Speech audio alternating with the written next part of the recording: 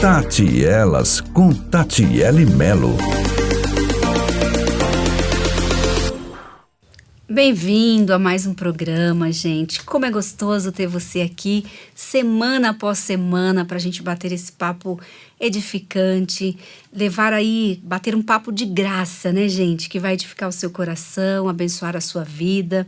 E hoje nós vamos conversar sobre escassez e abundância segundo as Escrituras. E quem vai nos conduzir, gente, nesse papo gostoso é a Carol Umbelino. Eu confesso, gente, que para mim é sempre muito gostoso estar com ela. Ela me edifica muito. A Carol, ela é apresentadora na IPP-TV do Aconselhamento Bíblico e também da Mulher de Verdade. A Carol é assistente social, é líder do Design Divino ali também em Pinheiros, palestrante, gente, prega super bem, uma pessoa muito querida, que vocês vão aprender com ela, assim como eu também. Carol, seja bem-vinda. Muito obrigada pela oportunidade, é sempre muito bom estar aqui com você, Tati. Eu também gosto de estar com você. Que Deus te use, fale aos nossos corações através da sua vida. Carolzinha, o tema, gente, foi escolhido por ela, tá? Por que você pensou nesse tema escassez e abundância? Tem um rapaz que ele foi lá é pastor, né? Ele foi lá no podcast conversar um pouco comigo e ele falou, Carol, às vezes a gente olha para a vida cristã e a gente olha para ela com uma perspectiva de falta. Então a gente está sempre buscando algo mais. Então a gente critica os católicos, outras religiões, porque eles sempre têm a Bíblia, as Escrituras e outra coisa. E ele falou, muitas vezes, a gente é assim também, mas a gente vai procurar em coisas legítimas. Então eu vou procurar em congressos, eu vou comprar milhões de livros. Então é sempre a Bíblia e mais alguma coisa. Não que a gente não possa ir em congressos, a gente não possa ler outros livros, mas muitas vezes as pessoas foram em muitos congressos, leram muitos livros, vão pedir oração para outras pessoas, mas elas não vão direto orar ao Senhor. Elas não vão à fonte ler a palavra de Deus, porque a gente aprendeu que a Bíblia é um livro que está escrito ali dizendo coisas que a gente pode fazer e coisas que a gente não pode fazer. Então a gente se relaciona com a Bíblia como um livro moral. A gente ainda não entendeu que a Bíblia é um livro que vai nos mostrar quem Deus nos criou para ser e como nós vamos viver essa vida aqui nessa terra. Por isso que a gente se relaciona com a Bíblia assim, não entendo muito bem, porque você está sempre procurando qual é a vontade de Deus, não é? Todo mundo fala assim, qual é a vontade de Deus? Porque a gente sempre acha assim, me falta alguma coisa. E se você é salvo em Cristo, a Bíblia fala que você já tem tudo que você precisa para a vida e para a piedade. E por que a gente não acredita nisso? Porque a gente ainda acredita que os terceiros são mais eficazes na nossa vida do que o próprio Deus. Sim. É lindo isso, né? Eu refletindo sobre isso, eu estava outro dia pensando, né? Que a Bíblia, elas são cartas de Deus para nós, manual de Deus para nós, é o Deus falando conosco, né? Quando eu li um livro da Elizabeth Elliot, que ela escreve para a filha, né? Ela vai escrevendo as cartas. Eu penso mais ou menos isso, né? Deus escrevendo pra gente um manual. E ele não deixou outra coisa, né, Carol? E a gente fica insistindo como se precisasse de mais alguma coisa, né? E eu vejo que a gente recebeu uma herança das gerações, né, que vieram antes de nós, que realmente a Bíblia é um livro de histórias morais. Então, quantas vezes a gente já não escutou uma história assim, seja forte como Davi, valente como Davi, que ele foi lá e derrotou o gigante. Então, você pensa assim, eu tenho que ser valente, como Davi. Só que a gente tem força em nós para sermos valentes como Davi foi. E agora a gente tem entendido, né, o movimento teológico tem entendido e tem ensinado isso, que algumas pessoas já ensinaram no passado, mas agora a gente tem ensinado com bastante força, principalmente no Brasil, é que a Bíblia é um livro único que conta uma única história. Então você não tem que ser valente como Davi, você tem que ser valente porque o Deus de Davi o chamou para ser valente e o tornou capaz de ser valente. Então você não precisa ser valente como Davi, você precisa confiar no Deus de Davi para você poder encarar as situações da vida. Então é diferente, né? Porque de Gênesis a Apocalipse, a Bíblia conta uma única história de Jesus Cristo. Então todos esses personagens apontam para Cristo, para a obra que seria vista, né? Eu fui na Conferência Fiel Mulheres esse ano e uma das palestrantes, a Nancy, ela conta a Bíblia assim, de várias perspectivas, a Bíblia inteira. Eu falei que quando eu chegar na idade dela, eu quero fazer isso também. E ela pega e ela fala assim, a principal pergunta do Antigo Testamento para Eva foi: quem vai ser o descendente? Quem vai ser o meu descendente que vai redimir? Então, o primeiro filho que ela tem, será que ele é o descendente que vai redimir? E você vai lendo as próximas páginas da Bíblia e você vai pensando, Será que é Moisés? Será que é Davi? Será que algum deles vai ser o descendente que vai pisar a cabeça da serpente e vai fazer novas todas as coisas? E eles não sabiam bem o que seriam essas coisas novas. Então, o Antigo Testamento inteiro responde essa pergunta. Sim. Então, eu comecei a fazer esse exercício. Faça você também esse exercício. Leia o Antigo Testamento se perguntando. Você sabe que não é. Mas será que José ele tem as características que poderiam configurar, né, esse descendente da mulher que viria para esmagar a cabeça da serpente? Não é, porque a gente vai lendo a história como ela foi escrita para ser lida mesmo, né? Uma narrativa única que vai trazendo a história dos personagens, e todos eles ali têm um propósito de estarem ali. Se você for olhar Gênesis, você vai lendo. Ele tá trazendo a narrativa, vai contando a história lá de Abraão, de Isaac, Jacó, aí ele vem contando. De repente ele para e fala de Judá e Tamar. Por que a história de Judá e Tamar tá ali? Não vou contar. Você vai lá, vai ler, vai estudar.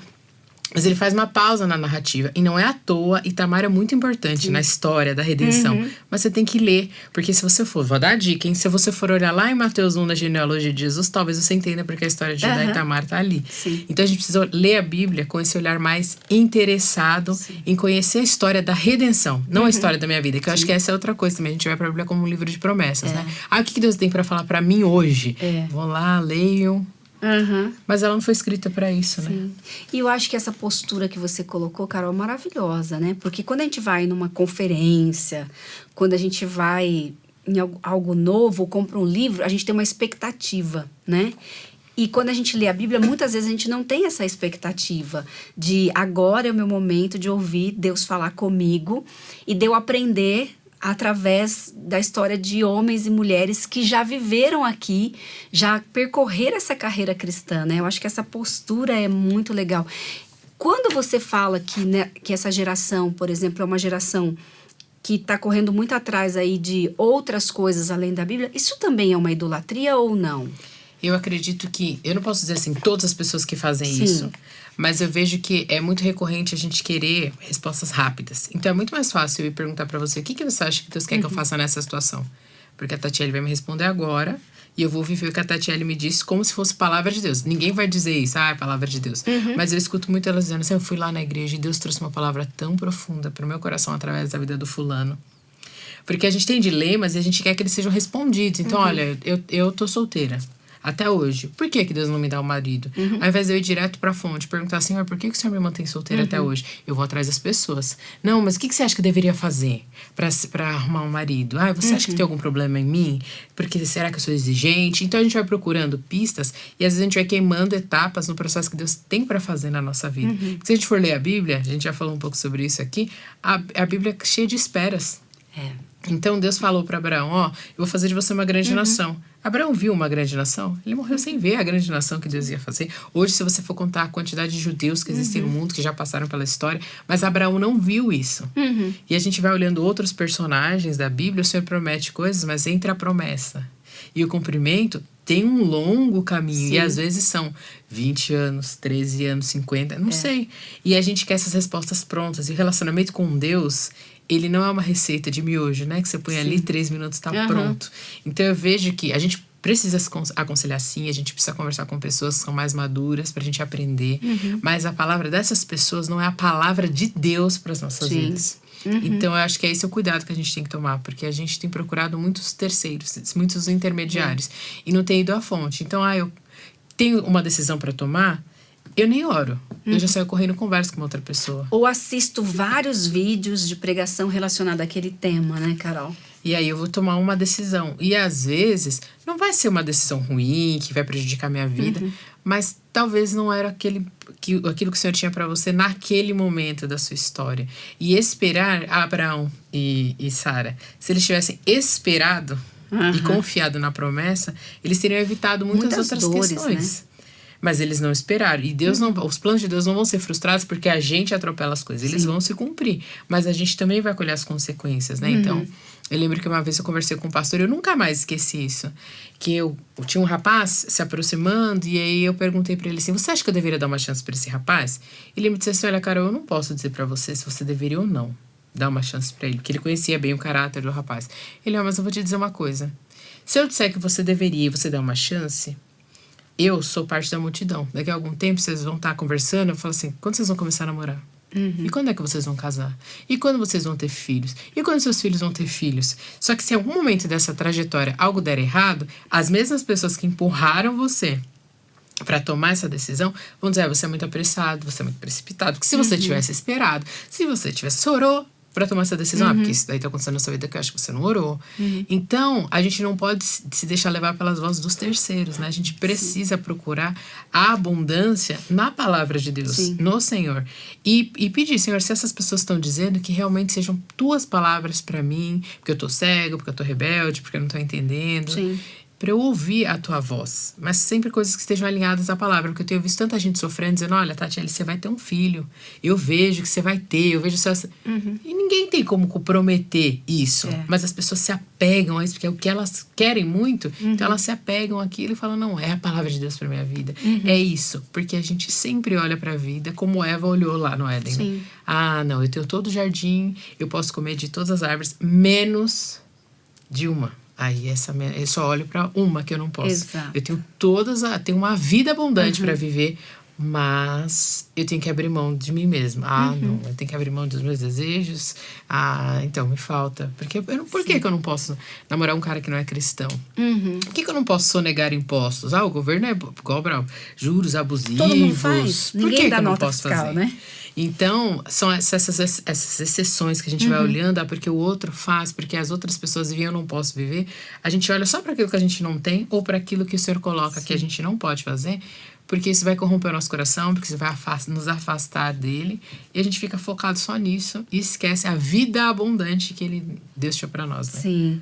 E, Carolzinha, é possível hoje, no mundo que a gente vive, ter uma vida abundante? Eu gosto de pensar assim, Jonathan Edwards, esses grandes homens da história, eles passaram por dificuldades, por privações, por sofrimentos. Eu não lembro agora qual deles, se era Calvino ou Lutero, que era muito depressivo e ficava às vezes vários dias na cama. Isso não quer dizer que essa pessoa não é feliz e que ela não vive uma vida abundante. Só quer dizer que ela vive um mundo caído, quebrado, manchado pelo pecado. E ela vai ter que lidar com o pecado todos os dias.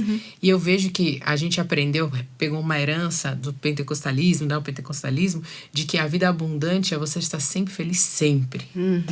A sua vida acontecer tudo certo, você ser bem sucedido.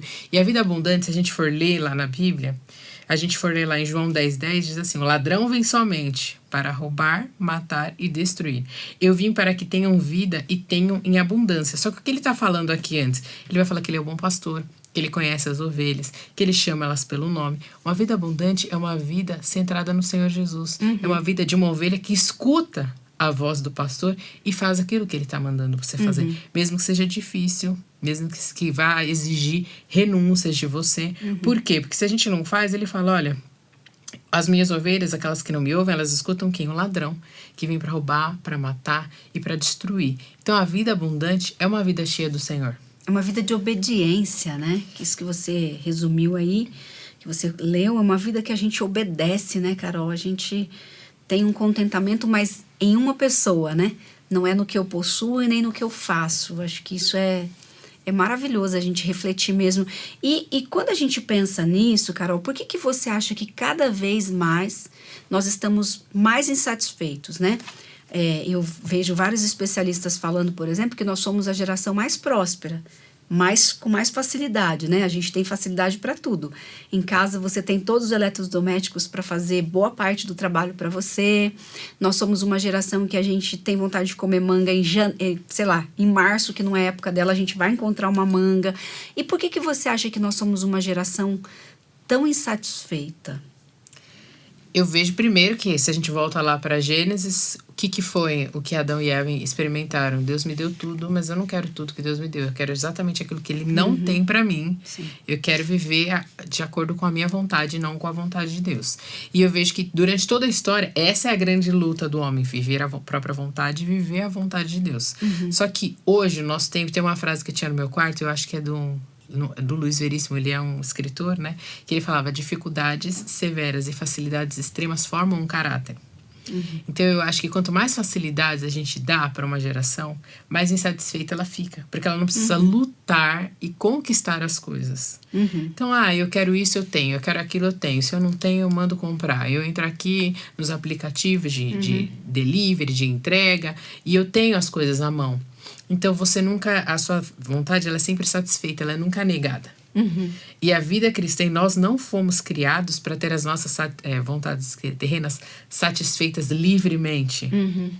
Então eu vejo que quanto mais a gente tem nessa terra, mais insatisfeito a gente é, porque a gente não foi feito para ser satisfeito com as coisas dessa terra. A gente foi feito para ser satisfeito no Senhor, em Deus. Então eu fico pensando assim, quantos missionários tinham poucos recursos, poucas coisas, e eles eram tão felizes, eles eram tão abundantes. Por quê? Porque não tá no material, né? No que a gente tem, se a gente tem muito estudo, se a gente tem pouco estudo. Tá no relacionamento que a gente tem com o Senhor mesmo. Eu conheci um missionário, no Márcio Garcia, ele é lá da MEAP, e ele falou que as filhas dele a vida inteira estudaram em escola pública e era muito difícil, ele orava, ele clamava, depois elas passaram em universidades federais, elas têm a carreira delas, e ele fala, meus irmãos, a felicidade da vida das minhas filhas não estava em elas estudarem em uma escola particular ou estudarem em uma escola pública.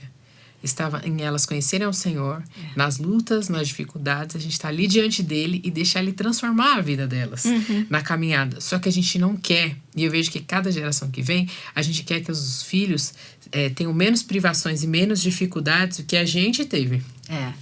Então a gente acha que a gente dá ao mundo vai fazer com que eles sejam mais felizes, mais inteligentes. E o que a gente tem visto hoje que é o contrário. Tem muitas escolas que tecnologia, eles estão tirando a tecnologia da escola. Porque eles estão vendo que quanto mais tecnologia a criança tem, mais burrinha ela vai ficando. Porque ela vai desenvolvendo menos partes do cérebro. E Deus criou a gente para se relacionar. E é um relacionamento assim, igual a gente tá aqui, é olho no olho. Não é só, eu sei que tem gente que não consegue, e graças a Deus pela tecnologia, eu não acho que a gente tem que jogar tudo fora, mas quem tá muito longe, então eu vou usar esse recurso com quem tá muito longe. A gente não tá falando das exceções, né, Carol? A gente fala daquilo que é normal, né? Que a gente precisa, né? Que a gente precisa resgatar. E a gente pode, né? Então eu vejo que a gente é muito satisfeito por isso também, porque a gente vive a nossa vida só aqui no celular. Então a gente não conversa mais uns com os outros. Se a gente for ver os adolescentes, tudo que eles vão conversar, você viu esse vídeo aqui, hahaha, você viu aquilo ali. Não tem conversa, não tem um diálogo que você vê. E assim. eu escolho o que eu quero ver, né, Carol? Escolho o que eu quero ouvir. Quando eu tô no relacionamento, eu não tenho como escolher. Agora eu vou pausar pra Carol não falar algo que eu não gosto, né? Não tem como. Eu acho que isso também vai ficando cômodo, né? Eu vou criando um mundo onde eu sou o centro. Eu escolho o que eu ouço, eu escolho quem eu quero assistir. Se eu estou triste, então eu vou colocar várias coisas de piada, várias coisas motivacionais, e a gente vai nessa linha, né? E aí a gente vai vendo que ao invés da gente ficar mais satisfeito, nós estamos cada vez mais insatisfeitos, né? Você falou, eu até lembrei, quando a gente era criança, se você quisesse assistir alguma coisa na televisão... Tinha que esperar o comercial. Tinha que, às vezes, eu tinha que esperar o horário. Ai, não, mas falta 4 horas. Então, eu acho que a gente era um pouquinho mais treinado a esperar. Hoje em dia, a gente não precisa esperar para nada. E assim, você pediu um negócio, não chamou, você cancela e pede o outro. E eu sei que são facilidades do mundo moderno, a gente não tem como cancelar tudo isso e voltar lá atrás, eu acho que não é necessário. Mas a gente precisa refletir, né? E a gente precisa aprender a esperar. Então, tem muitas pessoas hoje em dia que elas não cozinham mais em casa. Só que eu não tô falando de quem tem dinheiro e pode se dar o luxo de não cozinhar em casa. Tô falando de famílias que não têm condição de ficar pedindo delivery e pedem, apertam um orçamento ou estouram um orçamento todos os meses, porque eu não vou perder tempo fazendo uma comida. Porque fazer comida demora muito e eu não vou ficar perdendo tempo fazendo comida. Então você vê que louco, a que ponto a gente chegou? Eu não tenho mais tempo, disposição de esperar um arroz que leva 10, 15 minutos para cozinhar. Sim.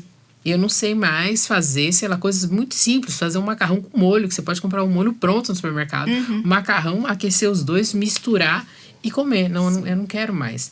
Então a gente precisa pedir ao Senhor que a gente encare a vida que Ele deu como uma vida plena, abundante e que vai ter processos lentos, processos duros, processos difíceis, porque isso vai formar o nosso caráter. O Hernandes fala de José, eu gosto muito. Ele fala, quando Deus chamou José, ele não estava pronto para ser o governador do Egito. Porque ele foi muito ingênuo. Ele foi lá para os irmãos deles e falou, ai, Deus me disse que eu vou governar sobre vocês. Vestir a túnica que o pai deu, né? Que é óbvio que ia gerar, né, ali uma contenda, né? E ele não estava pronto. Então, como é que Deus ia pôr um menino para governar o Egito? Ele precisava aprender muitas coisas ao longo do caminho. E com a gente é da mesma forma. A gente tem que aprender muitas coisas. Então eu olho pra minha vida. Quando eu comecei lá atrás, e agora Deus está permitindo que eu traga os meus amigos do seminário para conversarem comigo no programa de aconselhamento, no podcast. E aí um deles começou a contar lá na TV quem eu era. Eu falei, não vou trazer mais ninguém aqui que me conhece, chega, cancela. Porque ele foi me lembrando também de quem eu era. Falou, relevou.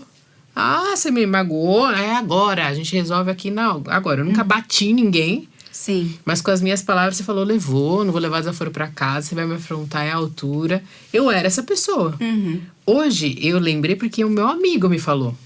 Mas eu já não lembrava mais. Agora pensa eu hoje, liderando o Ministério de Mulheres, numa igreja grande, sendo Com desse essa jeito. postura, né? Não. A gente tem que ter muita paciência, tem que ter muito amor. Tem que entender que as pessoas estão num processo. Mas como eu fui aprendendo isso? Sendo lapidada por Deus no processo. Deus colocando pessoas no meu caminho para me ensinar, para me instruir, para me ajudar a viver essa vida abundante. Que não tem nada a ver com esses recursos aqui da terra, né? Esse dinheiro. Vai passar por isso? Vai. Porque às vezes para eu aprender a ter uma vida abundante, eu vou precisar aprender a lidar com o dinheiro de uma forma mais responsável. Eu vou precisar aprender a cozinhar. Vai passar pelas coisas terrenas. Sim. Mas não é sobre as coisas terrenas, né? Essas coisas vão me treinar para algo muito maior, muito melhor do que o que eu tô imaginando. E eu acho que essas coisas corriqueiras, assim, ordinárias, elas também nos ensinam muito, né, Carol? Porque às vezes eu fico pensando, se eu tento fazer um arroz e eu tento apressar o cozimento dele ali, aumentando o fogo, né? Você percebe que ele não vai ficar como deveria, ou se eu esqueço um ingrediente. E isso mostra para nós que na nossa vida também é assim, né? Nós temos etapas, nós temos fases, nós não podemos pular essas etapas, né? Diante daquilo que Deus vai tratando pra gente, né? Esse processo mesmo, né? Só que a gente não tá disposto a isso, né? A gente já sabe. Agora, Carol, quando a gente pensa em escassez, o que traz para você, assim, comparado a essa geração? Você nos disse que, por exemplo, a gente acha que a Bíblia não é suficiente, muitas vezes a gente vai buscar fora. Mas para você, hoje, como é que você acha que a gente lida com essa escassez?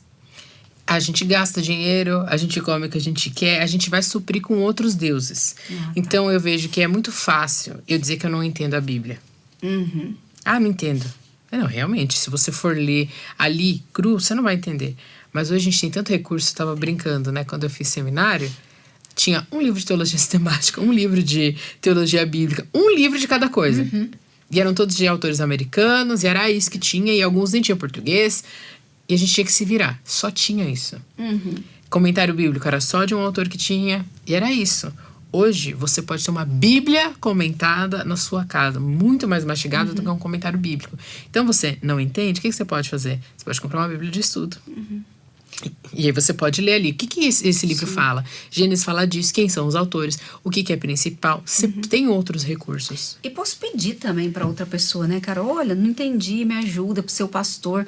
Pelo menos meu marido ama quando as ovelhas mandam dúvidas bíblicas para ele, sabe? Ele fala, nossa, isso me alegra porque eu sei que a pessoa tá se esforçando, tá lendo, né? A gente tem esses recursos. Carol, pensando na questão do que nós vivemos hoje, de muito acesso também, né? Então, outro dia eu atendi uma moça que ela participa de tudo quanto é palestra que tem na igreja. Mas tudo assim, sabe? Tati, esse eu já fiz, eu já fiz isso aqui, eu já passei por esse método, já passei por esse. E ela tem uma questão pontual na casa dela, que é o casamento dela, né? E aí eu fiquei pensando, nossa, mas diante de tudo isso que você faz, descreve pra mim. Segunda-feira eu faço um curso em tal igreja online, terça-feira eu faço outro. É óbvio, né, que você vai ter um problema no seu casamento, porque você não está se dedicando para aquilo, né? Como é que você vê isso, Carol? Uma geração que lê muito, que a gente tem o oposto agora, né? Lê muito, assiste muito vídeo, assiste muita palestra, sabe muito, às vezes, do grego, do hebraico, como a gente fala, né? A gente tem uma geração que sabe muito da teologia, mas a gente vê muito pouco na prática. Como é que você... Principalmente você que lida com jovens, com outras mulheres que estão liderando também, como é que você enxerga isso? Não sei que vídeo que eu estava assistindo esses dias na internet, que ele fala que Agostinho tinha poucos livros e escreveu coisas grandiosas e maravilhosas. Nós temos muitos livros e não conseguimos escrever nada que seja relevante. Porque não é o quanto eu leio, isso até foi um alerta, porque eu leio bastante, né? Não é o quanto eu leio que vai fazer diferença, mas o quanto eu pratico do que eu leio, que vai transformar a minha vida. Então eu vejo que a gente nós chegamos num ponto da sociedade, né? No mundo, em que eu tenho que encher minha cabeça de conhecimento. Então, você é PhD, nossa, é PhD. Quantos cursos você já fez? Quantos títulos você tem? Só que você vai conversar com a pessoa sobre vida emocional, a pessoa tem 0.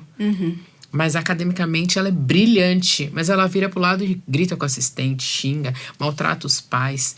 Então eu tenho visto que a gente acha que conhecimento é a mesma coisa que sabedoria. Tá. E eu lembro que eu vi uma frase uma vez em inglês que fala que conhecimento é a capacidade que você tem de entender as coisas. Sabedoria é a capacidade que você tem de colocar em prática o conhecimento que você tem. De maneira prudente. Então você vai olhar e falar, bom, tem este caminho e este caminho. O que a palavra do Senhor diz que eu tenho que fazer? Andar por este caminho. Mas esse caminho é muito difícil. Mas é isso que a palavra de Deus pede para eu fazer. Então a sabedoria, ela vai parar um pouco. Ela não vai avaliar a lógica. Ela não vai avaliar porque o autor A falou, o B falou, tá. Então vamos fazer aqui uma conferência para ver qual é o caminho que eu tenho que tomar. Não, é simples. O que a Bíblia fala sobre essa situação que eu tô vivendo? Não sei, então eu vou procurar saber. Eu sei, então eu vou viver. Então eu vejo que tem muitas senhoras que leram 10 livros na vida, se leram 10 livros na Bíblia. E são as pessoas mais sábias que eu conheço. Sim. E eu tenho gente que já leu a Bíblia mais de 20 vezes. E aquilo não transforma a vida da pessoa. Porque não é só eu ler as palavras, conhecer as histórias, saber os autores, mas eu estar disposto a me submeter ao que a Bíblia está dizendo, para eu poder viver essa vida abundante. E eu vejo que cada vez mais, eu estava conversando isso com um amigo, que a maior dificuldade que eu vejo hoje da gente falar de Cristo para as pessoas é que elas se acham muito boas. Muito. Então você fala, ela fala, não, mas eu ajudo a ONG tal, eu me dedico tal dia para isso. Eu sou politicamente correto, eu falo agora todas essas novas formas de falar, de tratar as pessoas. Eu não maltrato isso, eu não faço aquilo, eu cuido dos pets. Sou uma pessoa boa. Porque nós criamos socialmente, nesse tempo da história, o que é ser uma pessoa boa. Antigamente era ser não matar, não roubar, não beber, não fumar. Isso era ser uma pessoa boa. Mas se você chegasse, apresentasse Cristo para as questões, porque ela tinha problemas na família, tudo, ela entendia, ela compreendia. Hoje as pessoas são muito boas. E mesmo que elas tenham problemas na família, são opressores, agressores, são pessoas que me fizeram mal. Eu rompi com isso. Rompeu no campo das ideias. Mas ela não entende que aquilo ali está expresso em tudo aquilo que ela está vivendo, nas escolhas que ela está fazendo. E eu vejo que é uma geração que ela quer anestesiar tudo que tá de ruim. Eu vi um meme que eu achei muito engraçado. É um cubo mágico que era todo de uma cor só. Aí perguntaram, mas como é um cubo mágico de uma cor só? Não, é que é pra essa geração, pra eles não ficarem tristes, porque todo mundo vai ganhar, porque ele é todo de uma cor só, todo mundo ganhou, porque você pode girar de qualquer direção. E não eu dá vejo trabalho, que né? é isso que a gente não percebeu agora, nesse tempo que a gente tá vivendo. Todo mundo quer ser vencedor. E como a gente vai fazer pra ser vencedor no mundo caído? A gente vai tirar as dificuldades. Todos os sofrimentos, a gente vai blindar. O que os pais têm feito com os filhos? Todo tipo de ameaça, eu vou tirando da vida do meu filho. Só que está formando o caráter dele. Sim. E eu tô ensinando pra ele assim, você é capaz de tirar todo o mal, de afastar todas as coisas ruins da sua vida. Uma ilusão, porque não é verdade. Sim. Porque em algum momento alguém vai xingar, vai pôr o pé pra você cair, sei lá, alguma coisa vai acontecer que vai te ferir, que vai te machucar. E aí, como que eles lidam com isso? Eles não sabem lidar. Sim. Então eles caem em depressão, eles ficam muito tristes. Lá na faculdade eu falo que eu gostava mais de ser assistente social antes, quando eu comecei, do que hoje. Porque hoje eu pergunto, por que você não veio pra lá? E eu tava tão triste, não consegui levantar da cama. Aí eu fico me perguntando, meu filho, sabe quantas vezes eu vim trabalhar triste? Sabe quantas vezes eu tive que viver minha vida? E às vezes eu vim chorando no caminho pro trabalho. Sim. Cheguei aqui, sequei todas as lágrimas, fui trabalhar, se não dava um pouco, falava, dá uma licença, vou lá no banheiro, choro, eu volto pra cá pra trabalhar. E eles não têm, mas por que não tem? Porque foi criado em um ambiente onde todo mundo tirou os problemas que tinham ao redor dele. Então ele não tem repertório. Uma vez uma menina, eu falei pra ela, olha, você tem até amanhã pra me trazer tudo isso de documento. Ela, é muito documento, eu não vou conseguir. Eu falei, você nem tentou? Eu falei assim, você vai tentar e amanhã você vai me trazer esses documentos. Ela foi, arrumou, voltou e falou, não é que eu consigo? Eu falei, você consegue muito mais do que você imagina, só que você tem que tentar. Porque eles nem tentam, porque todo mundo fez tudo por eles. Então eu vejo que a gente tem vivido uma era em que eu não vou fazer meu arroz, eu vou comprar meu arroz no aplicativo. Em que eu não vou fazer isso, eu vou comprar. Eu não quero ir lá na loja comprar roupa. E tudo bem se você não quiser. Mas a gente terceiriza tudo da nossa vida para outras pessoas, porque eu não tenho tempo. Mas por que você não tem tempo? Você tá tão ocupado com o quê? E terceiriza relacionamentos, né, Carol? Criação de filhos. Você que lida bastante com mulheres, né? E também com adolescente, ouve bastante as dores.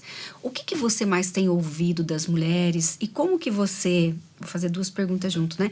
E como que você tem... O que você trabalha com elas para que elas possam voltar ao eixo, né? Trazendo a escritura como o centro da vida delas. O que eu mais percebo é que as mulheres não têm a Bíblia nem para elas. Então ninguém pode dar o que não tem. Como que ela vai ensinar? Quando você fala não tem a Bíblia nem para elas, é no sentido de não conhecer. Elas conhecem as histórias, mas elas não vivem, né? Então elas não vivem a verdade. Então, como é que você cria filhos nos caminhos do Senhor? Não sei, a Bíblia fala sobre isso. A primeira vez que uma mulher me perguntou isso, eu fiquei pensando, gente, eu sou uma mulher solteira. Faz, sei lá, 20 anos que eu fiz seminário, eu já li tanto sobre educação de filhos, à luz das escrituras. E eu não tenho filhos, eu não deveria, entre aspas, ter interesse nisso. Ela é mãe, ela leu todas as revistas que você possa imaginar do desenvolvimento infantil, mas ela nunca teve a iniciativa de se perguntar se a palavra de Deus tem norte para ela nesse sentido. Então eu vejo que hoje em dia a gente quer se relacionar com Deus legalzão. Sabe? Que atende as minhas demandas, que faz com que a minha família esteja super bem, que esteja tudo bem. Sério que isso também tá nas mulheres mais velhas? Eu achava que isso era mais pros adolescentes, Carol, não? Não, tem as mulheres assim dessa meia idade, de entre 30 e poucos anos, assim, não, nunca procuraram. E eu fiquei assim, como você nunca procurou? Você nunca comprou livros cristãos para o seu filho ler? Ah, não. Mas... porque ele tem tantas demandas da escola, tantas outras coisas, outras literaturas. Então você investe pesado na educação formal do seu filho, mas em ele conhecer a Cristo, que é o maior tesouro, é a maior herança que você pode deixar para ele, não investe. Então o que isso revela? Cristo não é um tesouro para ela. Sim. Porque se fosse, ela ia deixar essa herança pro filho dela. E eu vejo que ela... como você tem que lidar com seu marido? Eu tenho que ser submissa. O que é submissão? Para cada uma tem um significado, porque a gente nunca vai na fonte. Eu tenho sempre, todos os lugares que eu vou, eu falo para ele, gente, vamos para a fonte. Você tem que saber o que você crê. Eu não posso crer. A Jane Wilkin fala nesse livro, eu falo para todas as mulheres, você não sabe por onde começar para aprender a estudar a Bíblia? Leia Mulheres da Palavra da Jane Wilkin, que ela vai dizer, Deus não te chamou para pensar com a mente do John Piper, ele te chamou para pensar com a sua mente. Então, quando você chegar lá diante do trono, você não vai poder dizer assim, não, sabe, Deus, é que eu não fui uma boa esposa pro meu marido, porque eu tava um dia lá conversando com a Carol, e a Carol falou isso aqui pra mim, e eu segui o que a Carol falou. Mas qual que é a palavra que tem poder? A da Carol ou a da Bíblia? Sim. Então, a gente não pode ir terceirizando. Eu falo pra elas, dá trabalho? Dá, mas você tem que ir pra fonte. Por isso que eu falo pra quem é jovem, pra você que é jovem, estuda a palavra enquanto você é solteiro. Porque você vai ter tempo para isso. Você tem muitas oportunidades para estudar, para conhecer, para ler bons livros, para pegar boas referências. Porque depois que a gente entra na vida comum do lar, você vai ter menos tempo. Sim. Não vai ser impossível, porque a mulher faz tempo, tira tempo de onde não tem. Não vai ser impossível, mas vai ser mais difícil você ter tempo para ler tantas outras coisas. Mas, gente, hoje a gente tem tantos livros, tantos bons recursos que vão ajudar a gente. E o que eu acho legal é que os livros que geralmente falam de criação de filhos são cheios de versículos. Eles vão voltar para as histórias da palavra, vão ajudar você a pensar à luz dos personagens bíblicos. Não é alguém contando, olha, eu, a supermãe, fiz isso com os meus filhos. Não, eles vão dizer, olha, na minha casa a gente tinha essa questão, a gente abriu esse texto bíblico, nós entendemos como família, que a gente estava na direção errada, mudamos de rota, a gente educa os nossos famílias à luz destes princípios bíblicos. Então ele já mastigou ali para você, olha, já fez o trabalho, que você fala que você não entende, já fez o trabalho. Então eu vejo que elas não têm o costume de elas lerem a Bíblia. No meu grupo de liderança mesmo, eu sempre pergunto, você já leu a Bíblia inteira? E eu tinha muitas mulheres que não tinham lido. Então, esse ano eu abri um grupo de leitura bíblica com elas. E a gente tá lendo. E quantas delas, nossa, eu nunca tinha lido Juízes. Eu amo, né? Nunca tinha lido Juízes. E todas elas, muito sangue. Aí uma falou pra outra, mas você tem que ler esses livros e sem perder a perspectiva do Novo Testamento. Aí uma falou, Levítico, todas essas leis, misericórdia, graças a Deus pela graça de Jesus. Aí uma falou, você tem que ler Levítico junto com Hebreus. Isso que eu ia falar. Porque se você você não lê entende, só... né? E aí uma vai dando dica pra outra e vai alimentando. E elas estão crescendo no conhecimento do Senhor. Porque eu vejo que elas sempre... A gente fica trocando receita. Não tem problema nenhum de trocar receitas. Mas as nossas conversas giram só em torno desta vida aqui. Acho que chegou um momento, Carol, que, como você disse, não tem nenhum problema.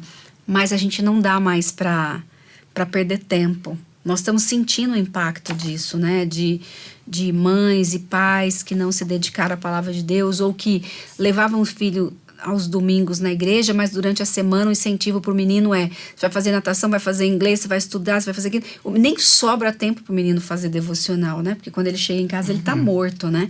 Então eu acho que chegou um momento assim que não dá mais pra gente perder tempo com essas coisas que são legítimas, são prazerosas, mas é porque a gente chegou num ponto tão crucial, né?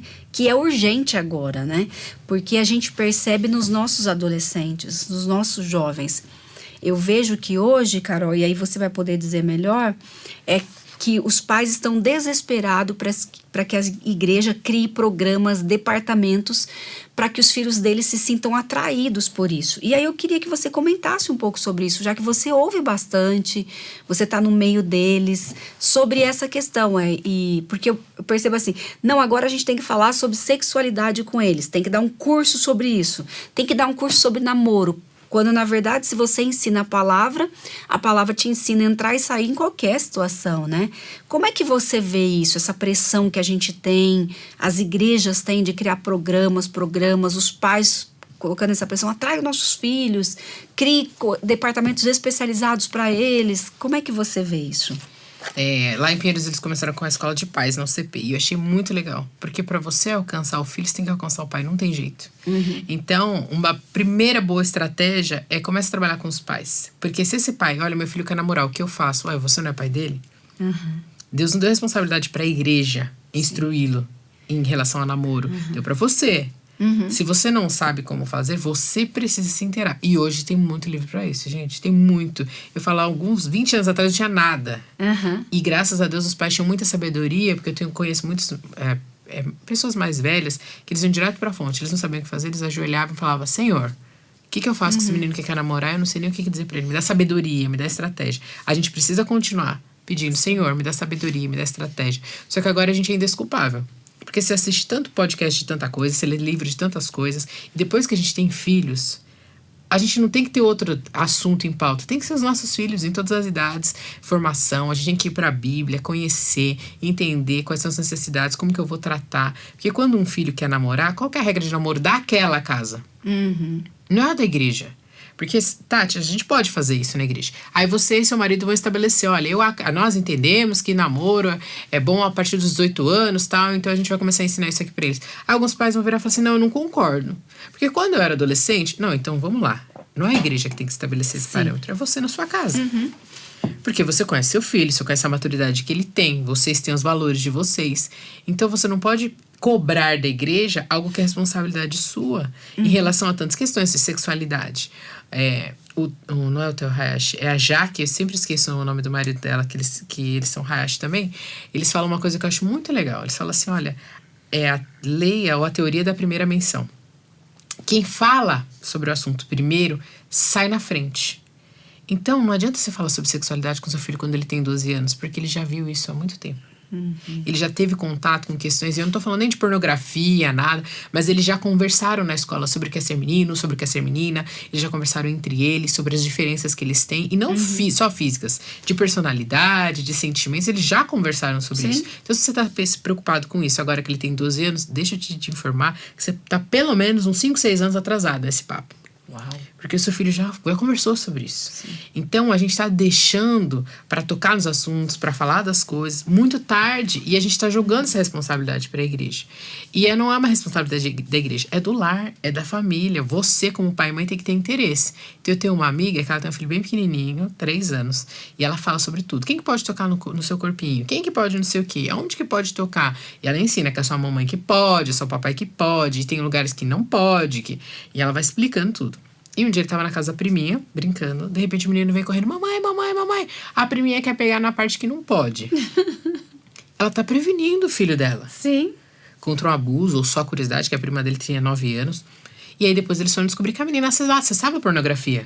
Que ela tava mergulhada. Como que eles descobriram isso? Porque ela instruiu o filho dela de 3 anos. Não é a escola que tem que fazer isso, não é a igreja que tem que fazer isso. A professora da igreja, coitada, fica com ele 2 horas por semana. Você tem outras coisas para tratar. Você fica né? todos os dias. E mesmo que você fique poucas horas, que você precisa trabalhar. Eu li uma história que eu achei muito legal. Um pai que tinha que trabalhar muito, porque a família não tinha condições financeiras. Ele tinha que trabalhar muito. E os filhos sentiam falta dele. Ele orou a Deus e perguntou: Deus, como é que eu vou me fazer presente na minha casa? Todo dia à noite ele chegava, as crianças já estavam dormindo, ele ia dava um beijo nos filhos, dava um nó no lençol. Ia embora. Os filhos acordavam no outro dia, viam um nó no lençol e falavam: o meu pai veio aqui. O meu pai veio aqui hoje.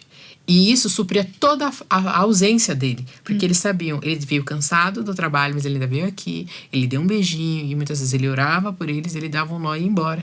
E eles desmanchavam um nó e no outro dia, porque ele tinha pouco tempo. Então não venha dizer que você não tem tempo, porque Deus vai te dar uma estratégia na sua realidade, da sua forma. E eu vi o pastor Heber Campos pregando e isso foi muito confortador para mim. Ele fala da mulher do vaso de alabastro. Que ele fala, ela fez o que ela pôde. Ela foi lá, juntou as economias, quebrou. E ela fez o que ela pôde e o Senhor honrou naquilo que ela estava fazendo. Sim. Quando o menino deu 5 pães e 2 peixinhos, também era o que ele não alimentava uma multidão. Mas era o que ele podia fazer. Deus não espera de nós o resultado. Ele espera que a gente entregue aquilo que a gente tem. Porque o resultado é com ele. 5 pães e 2 peixes não alimentavam nem uma multidão, não alimentavam nem os discípulos. Sim. E às vezes, Carol, o mundo que a gente vive vai colocando essa pressão, né? Essa semana, eu sentada orando, e foi uma experiência maravilhosa, porque eu pensei assim, tem alguns convites para pregar, e eu pensando, e aí me veio na minha cabeça: Tati, você não tem que pregar bem, você não tem que ser a melhor no consultório, você não tem, sabe? Eu entendi, assim, gente, de onde estava essa pressão toda em mim? Porque eu não tenho que ser, eu tenho que ser fiel. A mensagem pode ser simples, não é verdade? Pode ser simples. O meu atendimento, ele tem que ser verdadeiro, mas eu não preciso o tempo todo dessa pressão. E a gente sente essa pressão, né? Eu tenho que estar o tempo todo me vestindo bem, eu tenho que o tempo todo estar isso. Gente, de onde a gente... Carol, eu não tinha percebido que eu estava com toda essa pressão, sabe? Eu percebia que, assim, recebi um convite, aquilo já gerava essa pressão. Nossa, eu tenho que orar para que eu pregue bem, eu tenho que orar para que eu consiga entregar uma mensagem. Porque é isso que as pessoas que começa, né? A gente começa a ter essa pressão, até porque quando a gente desce de entregar uma mensagem ou de um atendimento, o tempo todo nós criamos esse hábito de avaliação, que isso é muito ruim, né? Porque, assim, eu acho que pregação é palavra de Deus, às vezes eu posso abrir e ler e ter sido muito fiel e ponto, né? Então eu fiquei pensando, gente, Tati, de onde veio essa pressão, essa escravidão do tenho que fazer bem, do tenho que executar, de tenho que ter uma performance excelente? Não tem que ter. É como você falou, eu tenho que dar o meu máximo. Se o meu máximo é isso aqui, amém. O resultado é de Deus em qualquer uma das situações, né? Eu achei interessante porque, assim, essa semana eu vivi essa experiência. E foi como se tivesse tirado das minhas costas, assim, 10 mil quilos, sabe? De entender, Tati, não, você não precisa. Quem falou? Onde você diz que tem que ser, né? Então eu achei interessante. Mas como que a gente constrói, Carol, uma vida abundante hoje? Quais são os passos que você diria para quem está em casa nos ouvindo e está com a mesma experiência que eu, sabe? Experiência de não sou suficiente nunca, que é a sensação da escassez, né? Então, assim, para mim está sempre faltando alguma coisa. Me falta mais conhecimento, eu não prego tão bem porque me falta mais conhecimento, eu não faço isso tão bem porque me falta isso, eu não educo meu filho tão bem porque eu não fiz o curso tal, que é essa sensação da escassez. Como é que a gente se liberta disso e constrói uma vida abundante dentro do que você disse aí, daquilo que a gente tem, daquilo que Deus nos deu, né? O pastor Emílio Garófalo fala uma coisa muito legal. Ele fala assim, deixa eu te contar uma coisa. Você não vai ler todos os livros que você planejou ler na sua vida. Você não vai fazer todas as receitas que você separou. Você não vai fazer tudo aquilo que você planejou, porque a vida é muito curta. Ela passa muito rápido. Só que a gente precisa pedir ao Senhor sabedoria para eu viver essa vida muito curta e eu fazer boas escolhas. Então eu tenho uma lista de 200 livros, mas Senhor, quais desses livros vão me aproximar mais do Senhor, vão me ajudar a criar bem minha família ou ser melhor no meu trabalho para trazer honra e glória para o seu nome? Então talvez a lista de livros que a Carol vai ler é diferente da lista de livros que a Tati vai ler, tudo bem. E até estudos bíblicos, ensinos. Então a gente precisa ir para a fonte. Uma moça me perguntou uma coisa parecida com você, que está perguntando agora numa palestra, e eu disse para ela, eu vou te decepcionar, eu vou decepcionar você e todo mundo que está assistindo. A vida cristã não tem uma receita de bolo. A única coisa que é requerida de nós é que a gente desenvolva um relacionamento com Deus. E desenvolver um relacionamento com Deus é todo dia. É um pouquinho. É duro, é difícil, porque não tem nada mágico, não tem nada místico. Então, a hora que eu abro a Bíblia, o céu não se abre, não tem um coro de anjos cantando, como foi ali quando Jesus foi anunciado. Não tem isso. Eu ali com o Senhor, e às vezes eu vou ler, eu não vou sentir nada. Eu não vou pensar nada de especial. Não vai acontecer nada mágico. Eu vou fechar a Bíblia e eu vou viver meu dia. Ordinário. E às vezes eu vou fazer isso vários dias. Isso não quer dizer que eu não estou me relacionando com Deus, que eu não amo a Deus, que Deus não está agindo na minha vida. E eu acho que a gente precisa, a Tish Warren fala disso no Liturgia do Ordinário, né? A gente precisa viver a vida ordinária, a gente precisa ver beleza. Eu falo, você quer viver uma vida extraordinária com Deus? Já parou para pensar que é extraordinário você conseguir conversar com o Criador do universo todos os dias? Vai tentar conversar com o presidente do Brasil, com o presidente dos Estados Unidos, com alguém muito importante. Você consegue? Você não consegue nem o telefone do cara. Sim. Porque o telefone dele tá lá, criptografado, não sei o quê. Só algumas pessoas têm acesso. Você tem acesso ao Rei do Universo todos os dias. Você acha isso pouco? Não. Você acha isso qualquer coisa? Mas a gente acha qualquer coisa. Sim. Porque a gente acha, de novo eu vou falar com Deus. Não, você vai falar novamente com o Rei do Universo, que tem todo o poder. Ele é a única pessoa que pode transformar as nossas vidas. Sim. Mas o meu chefe... Olha, deixa eu te lembrar. Quem comanda o seu chefe? Quem tem o poder de transformar a situação do seu trabalho? Você, com a sua inteligência? Quem te deu a sua inteligência? Então eu vejo que a gente espera também algo muito grande pra gente viver uma vida de abundância. E pra gente não viver essa vida de escassez, a gente tem que todo dia a fonte.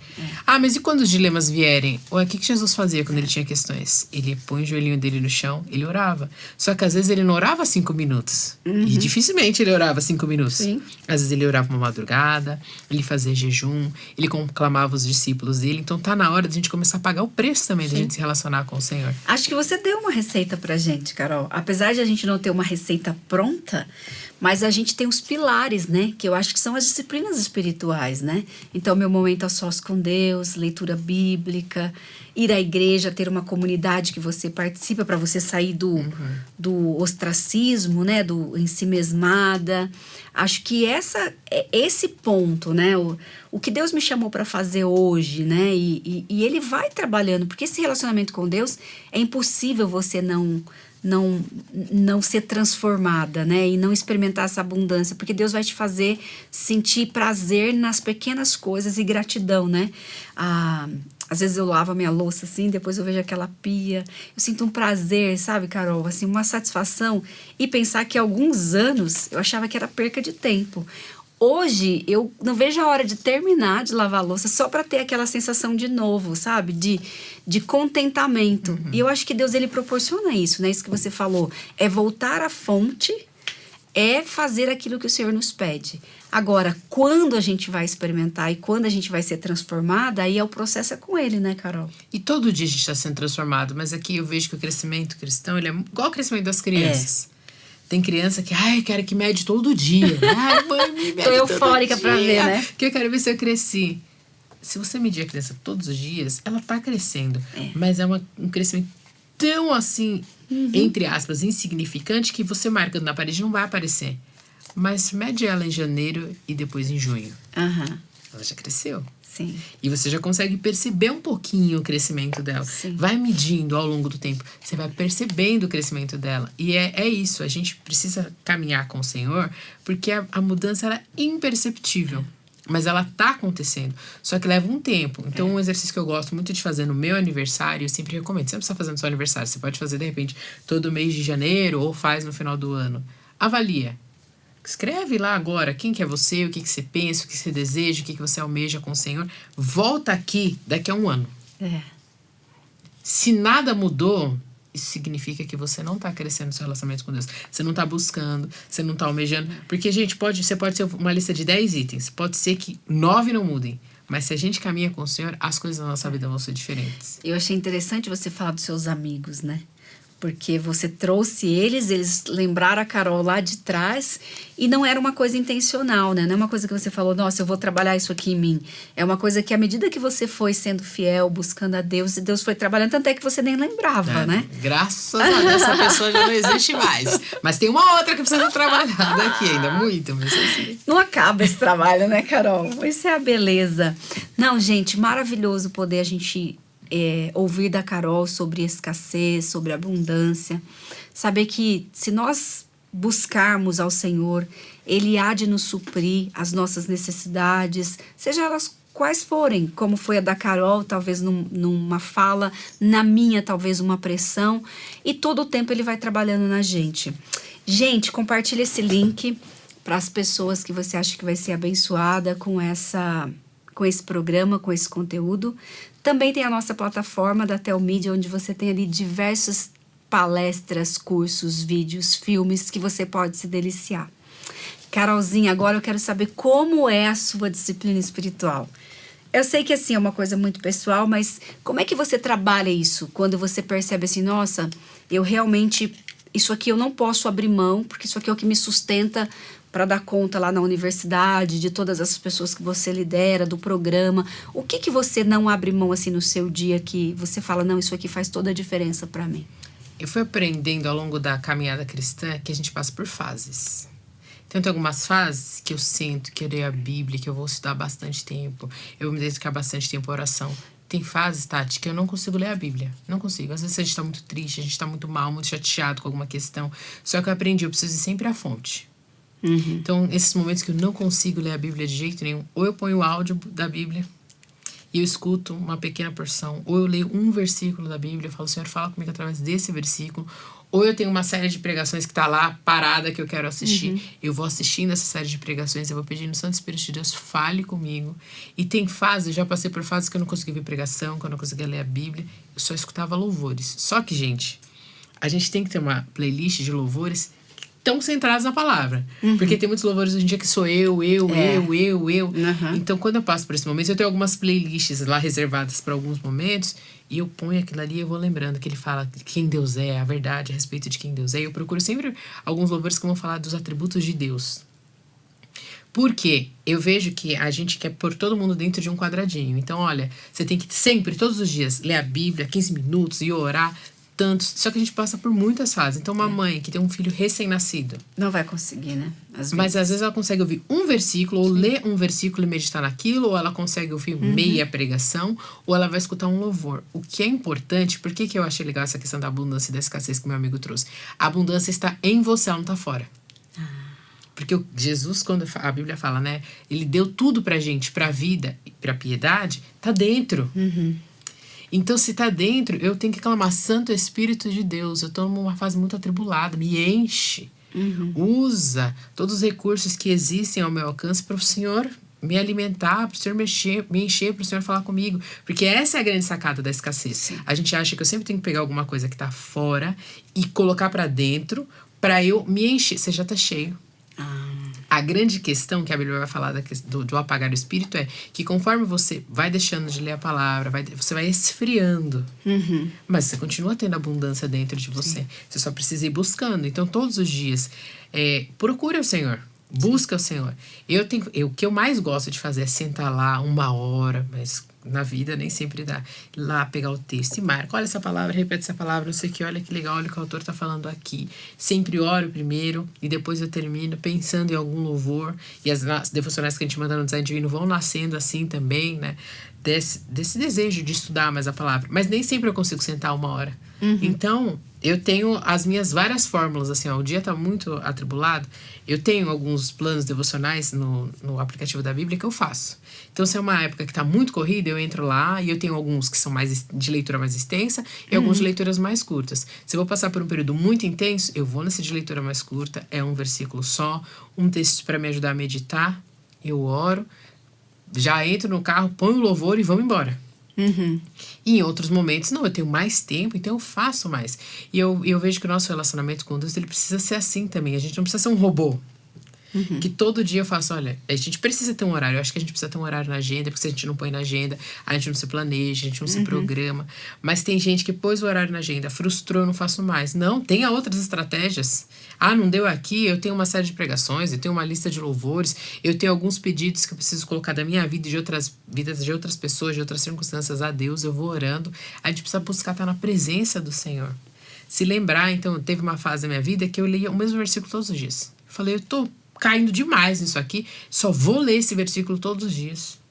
e vou pedir para que o Senhor trabalhe, me mostre, me ajude a entender. Aí depois eu lia o que vinha antes, o que vinha depois. Eu fui aumentando até eu ler o capítulo inteiro que estava aquele versículo, para eu entender a luz. Então eu acho que a gente precisa entender quem a gente é, como o Senhor nos fez. Porque tem gente que vai ser muito regrado mesmo, do dia que nasceu ao dia que morreu, vai lá, todo dia, vai ler 10, 15 minutos. E tudo bem. E tem gente que não, vai fazer assim, olha, agora eu consigo fazer isso, agora eu consigo fazer aquilo. Nas fases da vida, porque eu vejo que a gente quer muito padrões. Então, aí eu falo o que eu faço, todo mundo é o que a Carol faz, mas cada pessoa é única. Sim. E o padrão de relacionamento com Deus não sou eu. Você que Sim. tem que desenvolver seu relacionamento com o Senhor. Porque se a gente for ver na Bíblia, tem várias pessoas que se relacionam com Deus de várias formas. E o seu estilo de vida é diferente, né, de outras pessoas. Eu amei isso que você falou, Carol, porque em tudo que você disse, né, sobre a sua vida devocional, é que você faz, né, de maneira diferente, mas você faz, ou ouvindo um louvor, ou, né, ou lendo a palavra, ou escrevendo, mas você faz. E uma coisa que eu acho que é gostoso também é que Deus, ele é tão misericordioso que às vezes essa palavra que a gente precisa vem de uma conversa, né, Carol? Vem de uma troca. Por isso que eu acho que é rico a gente estar sempre tendo parceiros de oração, pessoas para abrir o coração, porque eu acho que tem uma coisa também, há momentos que você não consegue, como você falou, né? Ou porque você tá triste, ou porque você tá numa fase difícil, ou simplesmente porque às vezes naquele momento você não tá conseguindo, e aí as pessoas vêm e te sustentam, né? Deus nos dá muitas formas pra gente se relacionar com ele, né? Que eu acho legal, porque durante muito tempo eu ouvia as pessoas dizendo, eu sou muito regrado, eu me sentia culpada. Porque eu falava, mas como que eu não consigo ler a Bíblia? Mas às vezes a gente passa por umas tristezas tão profundas da alma, uns lugares, que a gente não consegue mesmo. E a gente vai precisar da ajuda de outras pessoas, de repente de alguém ler. Eu lembro que quando eu estava no seminário, uma amiga minha passou por um momento muito difícil e ela não conseguia levantar da cama. Então, todos os dias eu ia lá e eu lia a Bíblia para ela. Olha que experiência maravilhosa. E ela fala, olha, isso foi muito bom para mim, porque eu não conseguia nem levantar da cama. E você leu para mim. Então, a gente tem essa coisa mística na nossa cabeça também, que se eu não sentar, eu não ler, Deus não vai operar na minha vida. Deus já operou na sua vida. Amém. Quando Cristo te encontrou, ele já operou. O maior milagre na sua vida já tá em você. E às vezes a única coisa que a gente consegue dizer é, Deus, socorro, pronto. E as outras pessoas vão agir, né? Sim. Um amigo meu que perdeu um filho recentemente, ele falou, olha, desde que meu filho morreu, eu não consigo ler a Bíblia. Faz 5 meses. Eu não consigo conversar com Deus, não consigo orar. Porque eu tô muito amargurado com isso, com o que aconteceu. Eu sei que é plano de Deus, mas eu não consigo. Só que ele conversa muito com o pastor da igreja. Mas é bonito ele reconhecer isso, né, Carol? E o pastor da igreja conversando com ele e ajudando ele aos poucos. Ele falou, agora eu tô entendendo que eu tô passando por uma nova fase da minha vida. E eu tô começando, o meu coração tá começando a ser curado para que eu possa. Mas ele foi de outras formas, os amigos conversando, as pessoas orando por ele, orando com ele. Porque senão a gente coloca um peso sobre as pessoas que você não tem espaço para ficar triste, você não tem espaço para sofrer. E tem, só que a gente tem que sofrer no lugar certo. Eu acho que essa é a grande diferença. Ou uma avaliação da vida espiritual do outro, né? Carolzinha, passou tão rápido, já deu 1 hora. Muito gostoso falar com você. Quero que você deixe uma mensagem para quem tá em casa e tá dizendo assim, Carol, eu não tô tendo essa vida abundante, sinto que meu coração tá seco, que eu estou distante dos caminhos do Senhor, ou que eu até vou à igreja, mas sinto que essa vida abundante não está dentro de mim, como você falou. O que você diria para essa pessoa, Carol? Ainda mais que você já passou várias coisas, consegue entender bem os vales. O que você diria para essa pessoa? O que eu aprendi nessa jornada é que pouco é melhor do que nada. Então, você ter pouco tempo com Deus, seja você ouvir uma canção boa, com teologia boa, não adianta você escutar. Mas se você tá começando agora, leia um versículo. Quem não tem tempo, às vezes um versículo não vai demorar nem 20 segundos. Lê um versículo e pede, Santo Espírito de Deus, fala comigo e vai viver sua vida. Amém. Todos os dias, eu tenho uma mãe de uma amiga que ela estava numa depressão profunda. Todos os dias ela lia um pouquinho das escrituras, voltava e deitava na cama dela. 1 ano depois, essa mulher estava curada. Tomava medicação, fazia acompanhamento, tudo, mas ela estava curada da alma. Hoje você olha para ela, você jamais imagina que ela ficou 1 ano deitada numa cama. Sim. Então, pouco, gente, é melhor do que nada. E Satanás quer dizer, você não tem tempo, você vai ler só um versículo? Lê um. Escolha um capítulo da Bíblia, de repente você não sabe por onde começar, lê a Provérbios, lê a Salmos. Não consigo ler o Salmo inteiro. Tá bom, lê Salmo 1 hoje, amanhã você lê Salmo 1, 2. E vai indo, mas é tão pouco. é melhor do que nada pra gente desenvolver essa vida abundante. Não porque você precisa ser abundante, porque você já é, mas pra você continuar caminhando no relacionamento com Deus. Vai de pouquinho em pouquinho que você vai ver. Amém. Carolzinha, obrigada, viu, pela sua presença. É muito bom te ouvir. A gente aprende, cresce, que Deus continue te abençoando, te usando com esse dom da fala, de encorajar, de nos ensinar. Amém. Eu que agradeço a oportunidade de estar aqui com vocês. Sempre muito bom. Gente, muito obrigada pela audiência de vocês, pela presença de vocês aqui.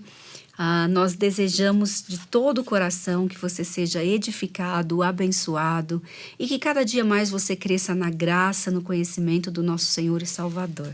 Deus abençoe. Tati Elas. Apresentação: Tatiele Melo. Produção: Arthur Mendes. Direção-geral: Marcelo Valim. Gravado no estúdio Comev. Um programa Telmídia. www.telmedia.com